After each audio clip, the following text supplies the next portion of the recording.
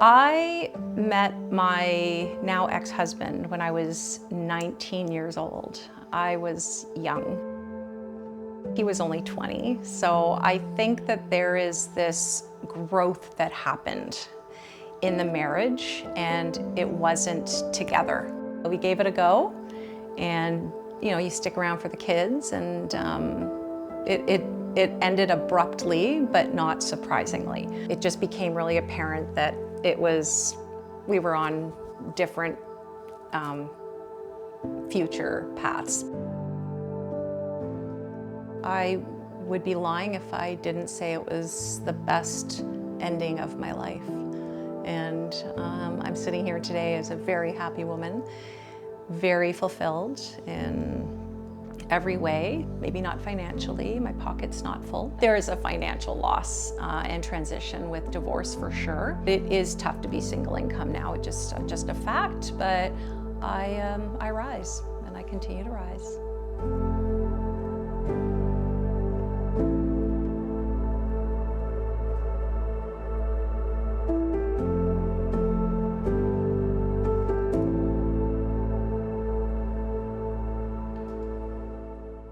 What changed on that incredible day was an awakening within myself, and I almost would, kind of cliche maybe, but I was born again.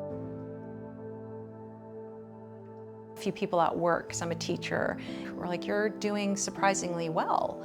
And I said, yeah, it's like, it was a long goodbye. It was a long goodbye, and I'm ready. It's not easy. Unfortunately, we both worked in the same high school, so that really tripped me up mentally and emotionally, and there was other complicating factors. There was betrayal. Let me just let people come to whatever conclusion they'd like. But within 2 to 3 weeks, I had done all the legal stuff I needed to do. I started the process to work and apply for my master's in counseling psychology. And everyone was so surprised because they said, "Kathy, aren't you going to do your master's of education?" I said, "Heck no, I'm out of education." It's been a huge part of my identity, but there's that transition, and I wasn't looking to have this rebirth, but hey, it was following a dream. Everything felt right.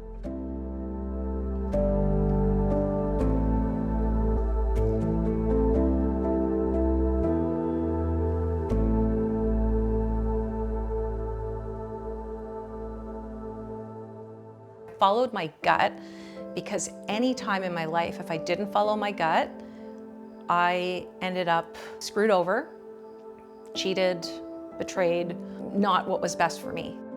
Your heart knows, because the gut and the heart, and we know all the science behind it now, it's like something was in me, and it was just, I was hungry, and I was seeing a real dead end. I felt like a caged bird. Maya Angelou, I know why the caged bird sings. Even after kind of in recovery from the marriage and the shock of my entire life blowing up, but then going in a new direction, I said, some days I just felt like I was in quicksand, and it's scary, it's depressing, but you do it.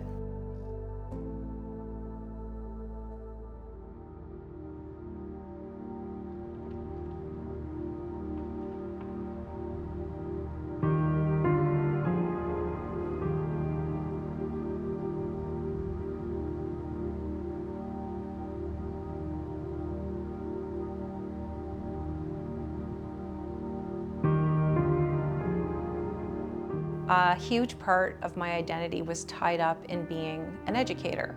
I started having panic attacks about being in my workplace because of the proximity to my ex-husband. I maintained visibility during this time because I was vulnerable, and I wasn't going to just power through. I wasn't in tears, I wasn't falling apart, but 5 or 6 weeks after the shock wore off and the adrenaline was done, I took a break from work, and that was very challenging for me. I had enormous guilt about leaving my students. I got a wave of compassion, even though they didn't really know what happened.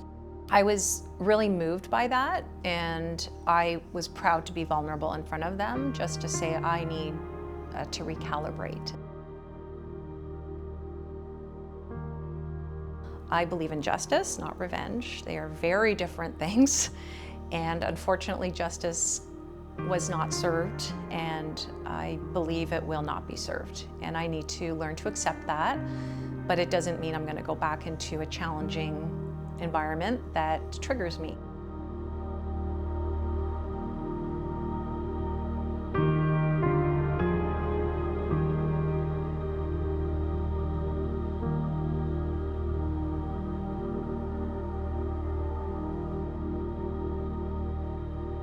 You numb things, and I got into, an addictive personality. I have one, absolutely. It's served me very well, and it's also harmed me.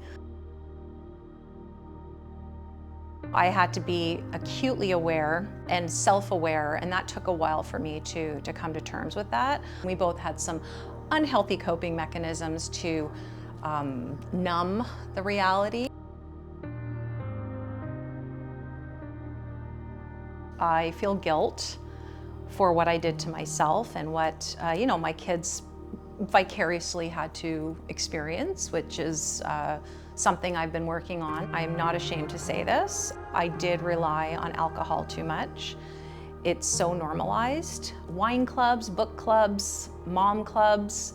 There's so many references to alcohol. It is such a normal part of coping, and it's a poison.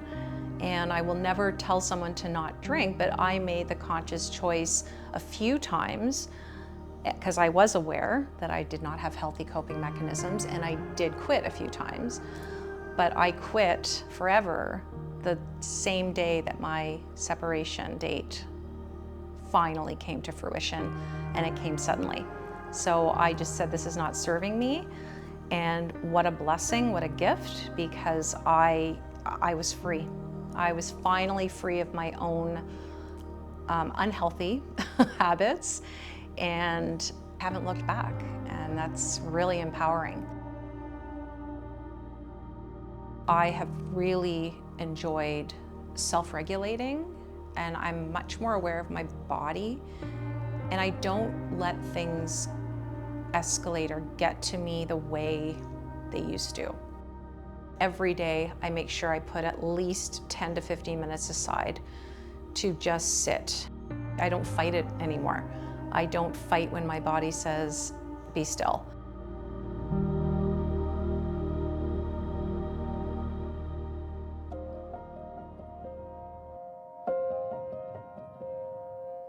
I can only think of maybe 2 of my friends that aren't divorced right now.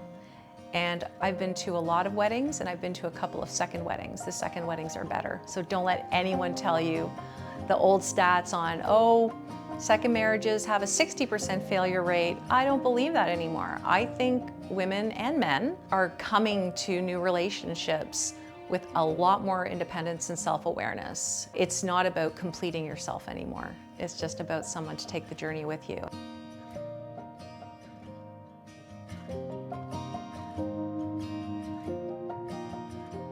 I'm happy to say I'm in a very healthy long-term relationship now, and it's the best thing I've ever, I never dreamed in a million years, but there are still good guys out there, good partners for people looking for a partner in life. They're there. You just have to be patient and open your heart and make sure you've done the work yourself. Because if you haven't done the work yourself, you're going to invite more chaos, and the grass is only green where you water it. The grass is not greener on the other side. It might be, but you need to make sure that start with yourself.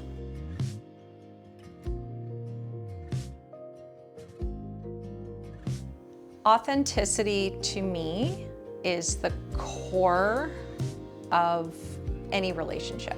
If something is off or somebody's being mistreated, including yourself, use I statements. And if it puts you in a vulnerable position, because most people just want you to not rock the boat, I say rock the boat.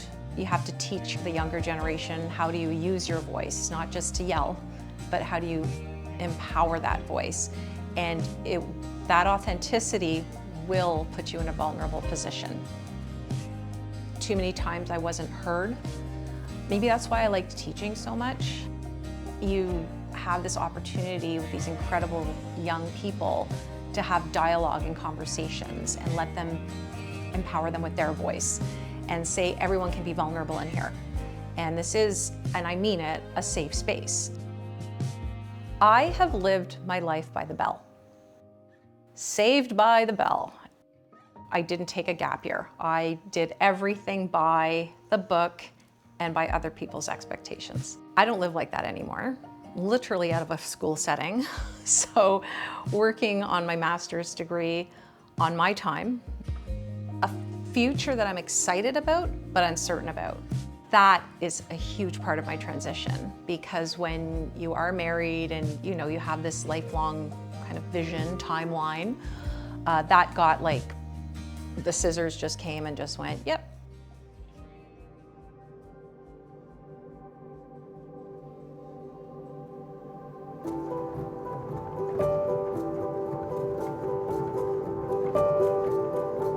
Freedom is a funny thing, and time is a funny thing. When you live by the bell and on this timeline and everything's predictable and you do what everyone else expects you to do, you're not free.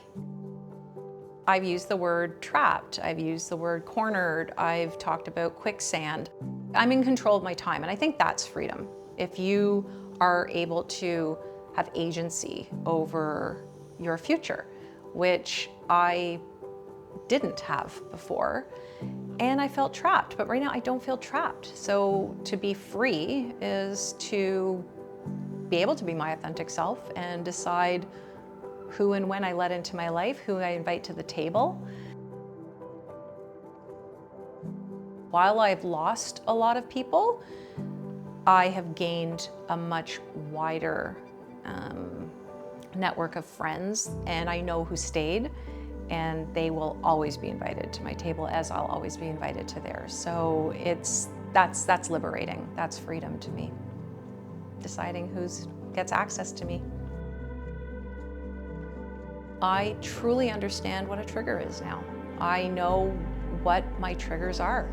And the time alone and to become self-aware and almost Zen-like about it is a blessing.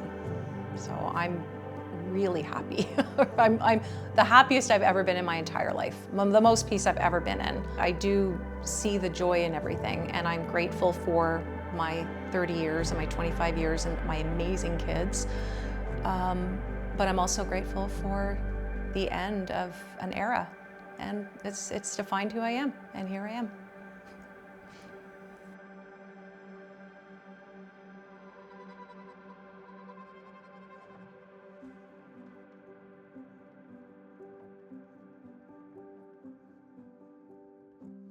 Hello, my name is Emily, the creator behind Inspire Wise Women. I am grateful for every viewer who watches an Inspire Wise Women documentary, so from the bottom of my heart, thank you for being here. This channel is 100% self-funded, so if you enjoyed this video and maybe you believe in what we're working towards, please consider joining our Patreon, which is linked in the show notes below.